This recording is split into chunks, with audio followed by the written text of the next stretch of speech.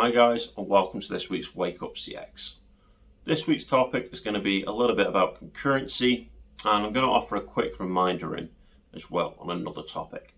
So Tabitha Langley, first of all, shared a great post last week which was to do with maintaining support across multiple channels.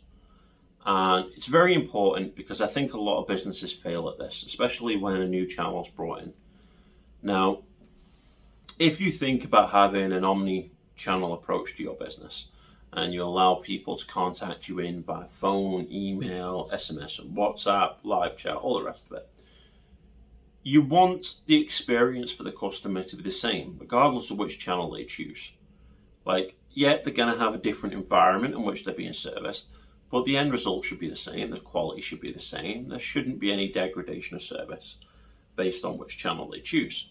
And it certainly shouldn't be a case of you contacting on WhatsApp and you're told, oh yeah, you need to email in for that particular issue, or you need to contact us on phone support for that particular issue. Unless there is a security reason why, it should always be the same on every channel. And it's something that really is a problem because as companies have rushed to throw in all these extra channels over the years, they've never really, most of them, don't seem to balance them out very well. And you'll have really good phone support while really bad email support, or the other way around. And new businesses, as they start, feel that they need to begin by jumping in to offering all these different channels because that's what the big boys do. So I must do that as a small business. And it's not important at all. Having all these different channels is a nice bonus feature to offer your customers, and it's definitely something you should strive to in the long term. But the first thing you want to strive for is having an excellent customer service. And if you're offering amazing, perfect customer service out via the phone, you don't want to then introduce email that offers a less than customer service. Because then anyone that comes into contact with your business via email is going to have a negative experience off the bat.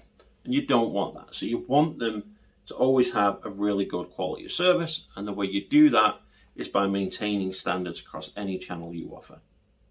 So that means don't just offer an extra channel because somebody else is doing it, unless you can maintain your standards and your quality. And it's a lot harder than you would think, and your best bet there is to trial it first. Run a lot of internal tests, make sure that your staff's all trained and qualified to handle things, make sure that they can, deliver the same outputs across all channels. Again, unless security is a problem, that's always going to be a factor sometimes. So it's all things that we need to consider. Now, while we're on the topic of different channels, there's one that I would just like to recap on because despite how many times I shout about this, it seems to be getting missed by the wider public. WhatsApp. Okay, so there was a post on LinkedIn this past week, and it was somebody basically saying, look, my business is looking to introduce WhatsApp as a new channel. Can anyone give us any advice, support, guidance, what have you? It's common sense, you want to do something new, let's seek advice from people that have experience in it.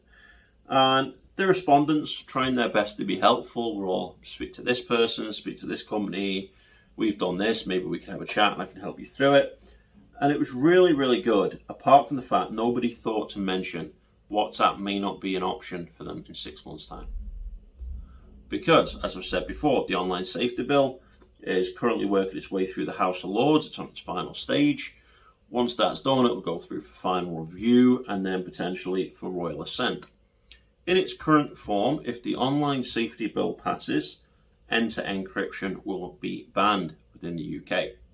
Now, if end-to-end encryption gets banned in the UK, WhatsApp have stated they will pull out and they will no longer offer their services to our country, because it will degrade the security of their platform, and they do not think it is feasibly, technically viable to have us separated from the rest of the network, which is understandable.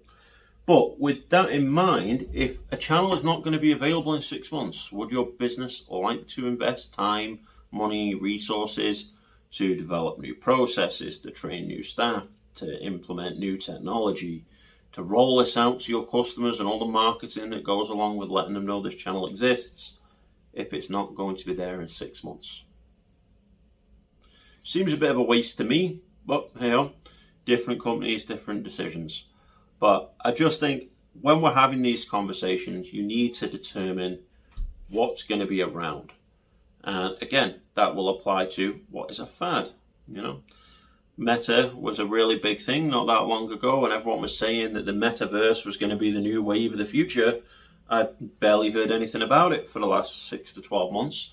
But it wasn't that long ago that people were saying, oh, we need to offer our services in the metaverse and we need to be available there. So you need to identify and make decisions based on what is viable and what isn't. So these are all the channels that we need to consider. Do we invest in them all, or do we focus on the ones that we know are going to be around, where we can invest all our resources, our time, our effort, and our training to bring in the quality up on the ones that we are going to offer? I don't think anyone can argue that a phone's not going to be part of society in 20 years' time. So that's a worthwhile channel to invest in.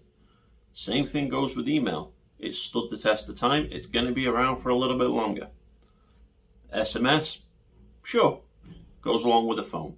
The newer generations particularly like to text more than they like to ring. So again, keep that channel wide and open. And people wanting live chat, whether that's through a human or a bot, we don't know yet. But that's a channel that's going to get used because it has been getting used. But all the other ones that are coming out, give it some consideration before you delve straight in. Because it's a lot of time, money and effort to invest in these. And again, you have to bring that service up to par with everything else. Otherwise, it degrades the whole point.